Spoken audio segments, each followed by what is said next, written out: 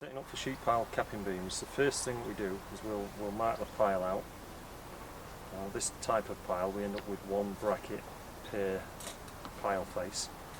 So the mark will be put 18mm down to allow for ply and also for the slot on the bracket. So you measure down from the top of the bracket to the top of the slot, add 18mm, and that's the mark for your drilling of the hole.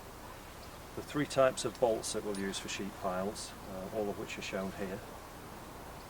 The first one that we'll use today is just a standard M16 bolt, because we're doing a double-sided sheet pile capping beam. That will go directly through and it will hold the bracket on either side. After the pour it will be taken out and reused. The other two types we use is called a HD bolt, which we've got here. This is for use on predominantly single-sided, and the way it works, so assume the other side of this sheet pile is backfilled or soil or some sort of solid material. Just drill the hole. The bolt goes through to hold the bracket on this side, so it would generally be a side that's over water or in the air. When the bolt's in position, it's turned, and the locating pin, you'll see, will drop through. When the bolt's tightened up, it holds onto the sheet pile. To take it back out again, it's turned and it's retrieved, so again reusable. And the third bolt is like a standard wall bolt. You can see the end here will split. When it goes through into the solid surface on the other side, it's hit with a hammer, the end splays out, it's tightened up. When finished with, it can be knocked through back into the solid material or cut off. So they're the three types of bolts. We use a mag drill for this. Generally we'll hire the mag drills out or use your own, but we'll show you now drilling the holes for the mag drills. So we already have the hole position marked.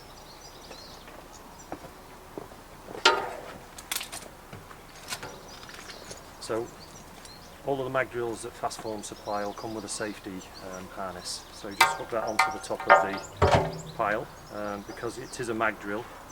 And once in place, the magnet holds it in place, but clearly if you run out of power or your generator failed, it can drop off. So we have a safety line on that's attached at all times, just stops any damage to the drill. So once the mag drill's in place, we can drill a hole. So as you can see, it only takes 10 or 15 seconds to drill a hole. We then move on to the next hole. We're now going to switch to time lapse.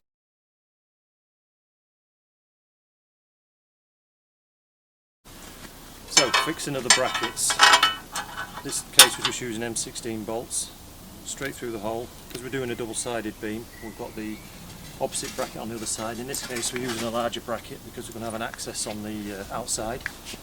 We just locate the bolt. Bracket sits on top.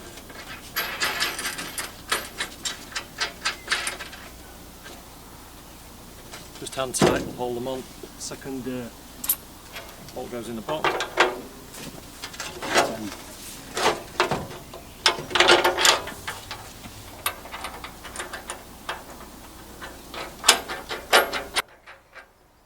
Again, just hand tight. So now we're going to use one of our battery impact wrenches just to tighten. And the same on the bottom. So, done and in place. Repeat for all the other brackets, so you can see actually fixing the other brackets takes a matter of seconds. So there's brackets, so you're going to be a 1200 on this side. There you go.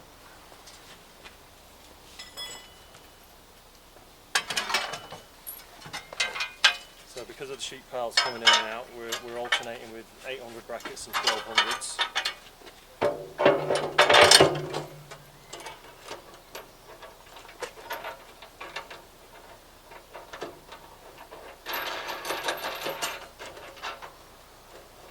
Normally with time lapse, but because we're only fitting 6, and as you can see how quick it is, it gives you an idea of the time for fitting.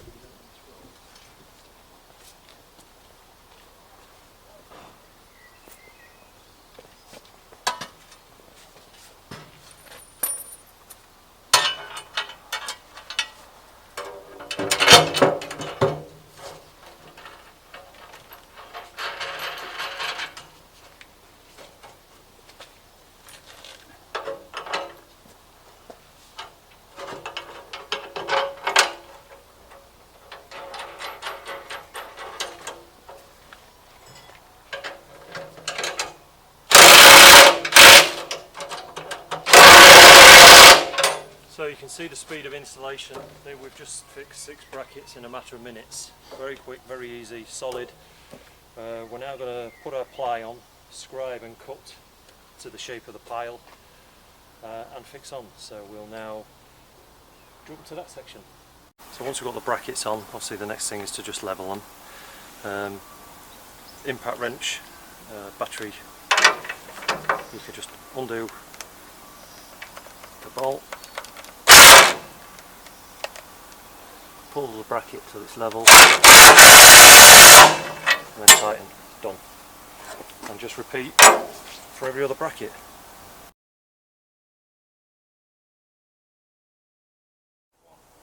So now we come to the ply for the soffit. Very straightforward. We just line the ply up with the inside face of the pile. We're then going to just scribe underneath with a pencil and jigsaw out, and that'll create the template for both sides, because we can reverse it over for the opposite side, so you're only templating one side. Usually on a straight run of piles, this template can be used over and over again on all the sheet piles. If the piles deviate slightly, you can get slight gaps, but they can always be foam filled in. So you usually get a good reuse out of the soffit sheets, unless maybe it's a radius, in which case you might need to recut several times. So now we'll just jump onto the jigsawing. We won't bother filming that, pretty mundane, I'm sure most can do it, and we'll just show you marking underneath for the scribing. So scribing underneath with your pencil, fairly straightforward. All we'll do is just follow the line of the pile with your pencil.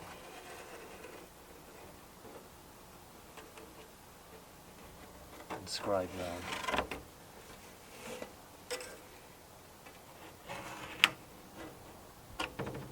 And that's it. Now we'll jump to cutting.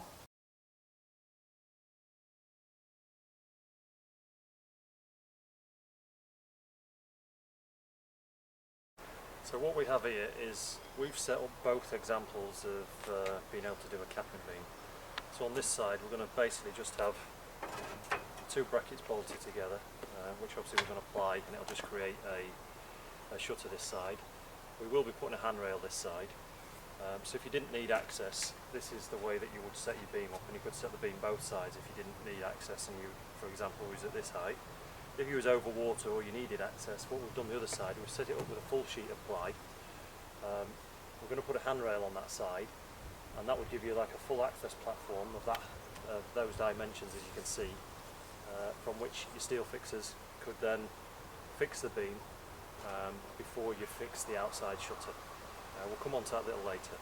I'll just explain how we're going to fix these together. So they're just a standard M16 nut, bolt and washer. The only difference is we use anti-vibration washers when we're bolting the 2 brackets together, just to stop the nuts coming under vibration. So now we're just going to pop our nut on.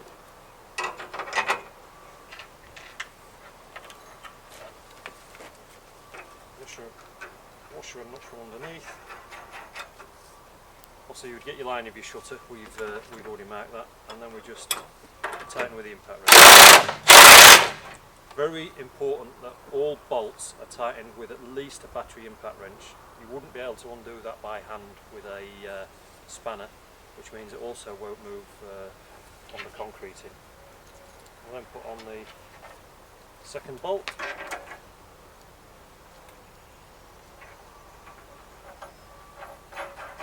And as you can see, very quick, very easy, very straightforward. Tighten up. We'll now repeat for each of the brackets this side. We're going to do this in standard time just to show the speed of use of the system, whereas normally we might jump to time lapse.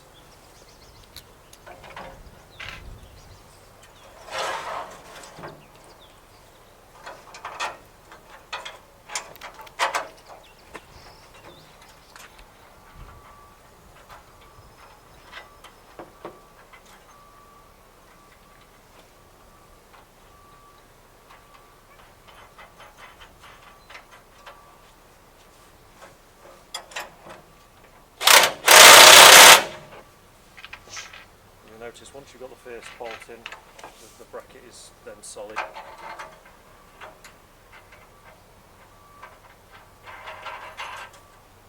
The Obviously the beauty of the slot, so the brackets can actually move forwards and backwards, so you can create any size of beam. From the drawings we'll usually calculate which size brackets we need for which size beam. As you can see there, we're doing a 600 high beam on this one.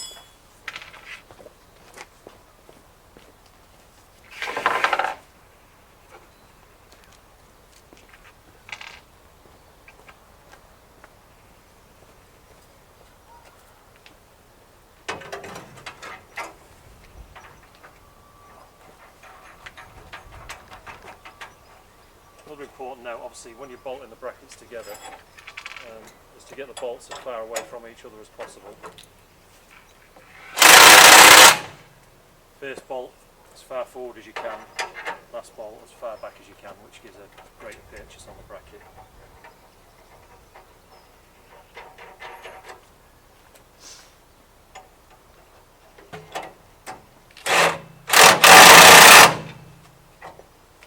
We're now going to jump to fixing the ply to the front face and the lining of the brackets, which we'll do in time lapse. So now we've already plumbed up the brackets, the next thing is to apply the ply to the front face. You'll notice we've got a light side and a dark side on the ply. This is our Wiserform MDO ply. We generally use it's better quality ply. Dark side is always on the back. And light side to the front. The screw top and bottom. The screws aren't structural, they're just to hold the ply in place. The bracket is the strength in the system. So unlike timber systems where you're making up a huge strong frame and then applying your ply with nails, there's no make-up with this system. Once you've got the brackets bolted together, it's just basically screw the ply on.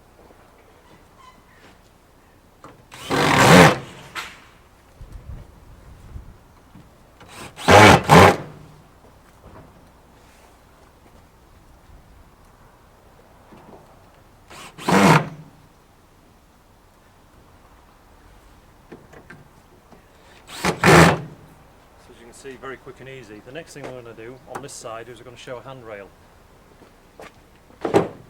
So for this we have our scaffold attachment, which simply bolts on.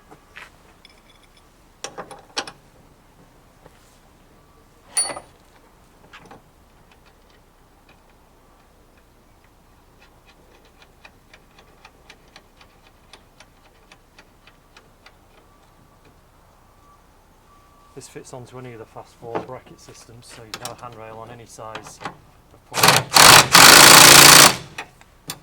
Done. Then we just have to put the tube in. Very straightforward. Tube goes in and tighten up with the Allen key.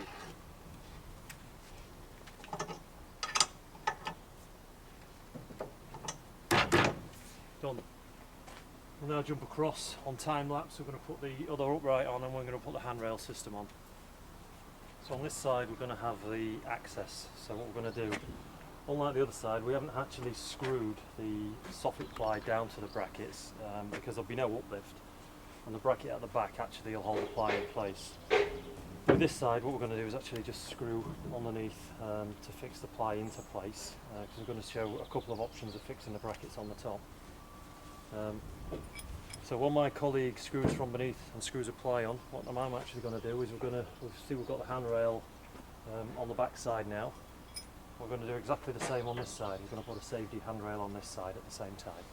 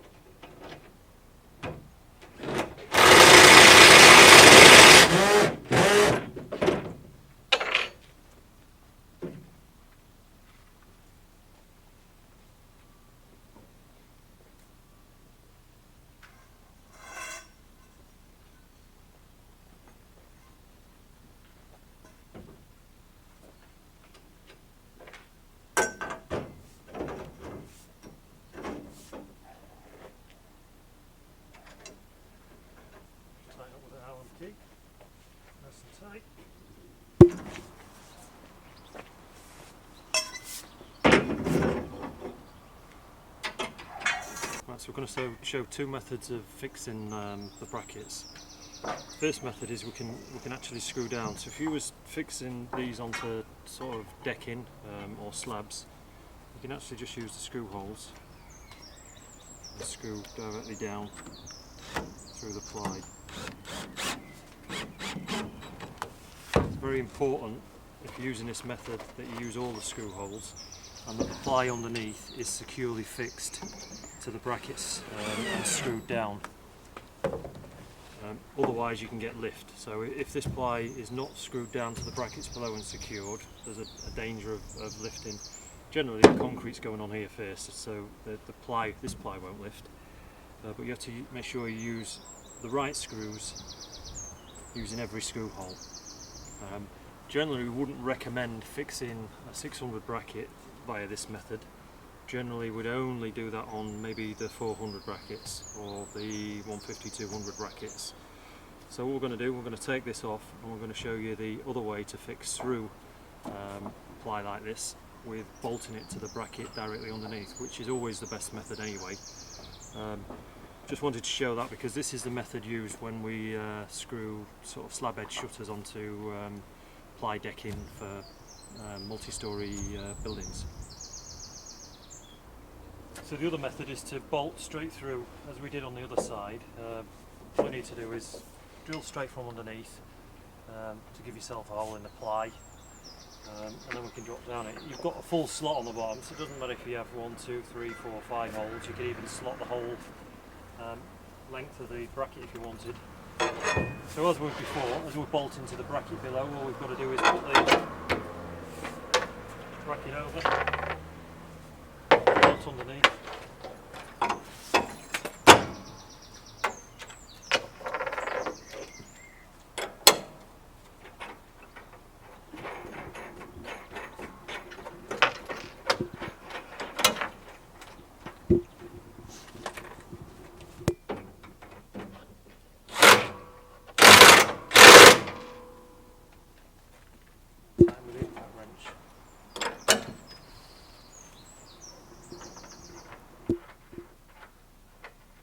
We'll do this in real time just to show the speed of it.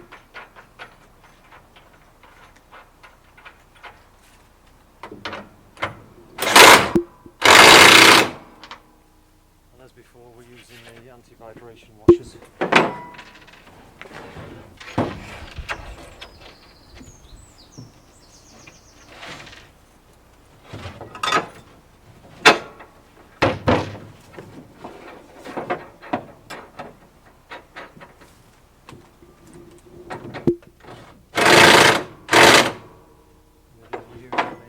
Wrench. Always use the impact wrench when tightening these bolts.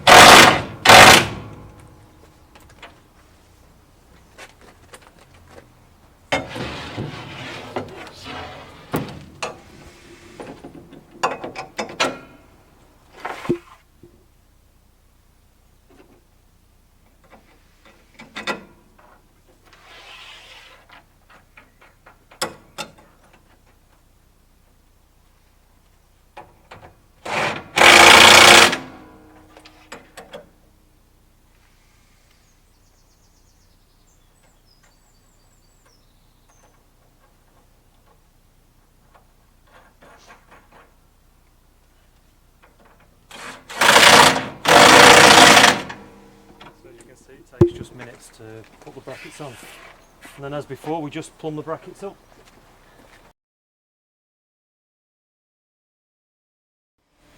Right, so with the brackets now plumbed, we can apply the ply as before with the MDO. Dark side goes to the back, and a screw top and bottom is usually enough. Although it is better to use all the screw holes. A screw top and bottom on each bracket for now will hold in place.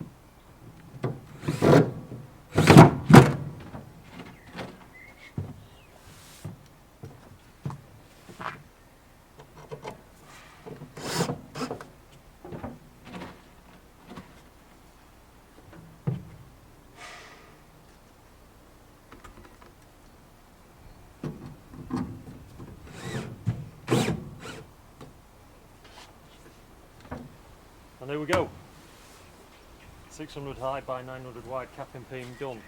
The actual time we took to do this without the time lapse, what, 1.5–2 metre stretch in 20–30 minutes.